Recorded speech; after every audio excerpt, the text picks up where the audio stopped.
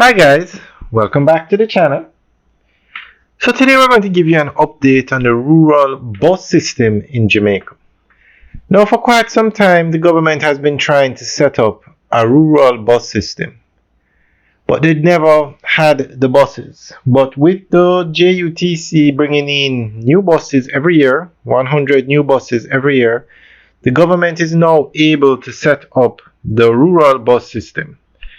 So they have a system of a few routes. Montego Bay Metro, I think, has a few buses. They have buses that go to St. Thomas, and they have buses to Maypen and that area. But with 100 additional buses for the rural bus system, they'll be able to set it up a lot more efficient now.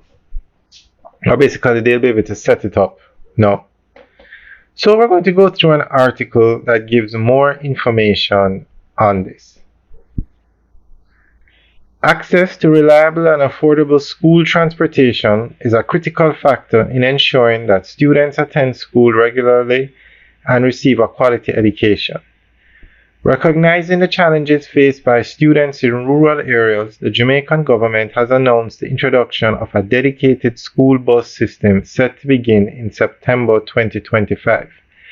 This initiative, led by Prime Minister Andrew Holness, aims to improve school attendance, enhance student safety, and alleviate financial burdens on families. The phased rollout of the system represents a significant investment in education and social development, bringing long overdue support to rural communities. For years, students in rural Jamaica have faced significant difficulties in commuting to and from school. Unlike urban centers where public transportation is more readily available, students in rural areas often have to rely on infrequent, expensive, and sometimes unsafe transportation options. Many are forced to walk long distances or rely on overcrowded and unreliable minibuses, which increase the risk of absenteeism and dropouts. High transportation costs further strain families, particularly those with multiple children attending school. The dedicated school bus system is designed to address these challenges head on by providing safe, reliable, and cost-effective transportation for students. The rollout of the program will take place in phases. Phase 1, already in progress. This phase has seen the expansion of services by the Jamaica Urban Transit Company, JUTC, to Morant Bay St. Thomas, Clarendon, and Linstead St. Catharines. Additionally, 12 new 45-seater buses will be added to the existing fleet in Montego Bay St. James, increasing the total to 22 buses. Phase 2. The government plans to introduce 100 fully refurbished buses across various parishes. 60 buses will be ready for operation at the start of the new school year in September 2025. The remaining 40 buses will be deployed by January 2026.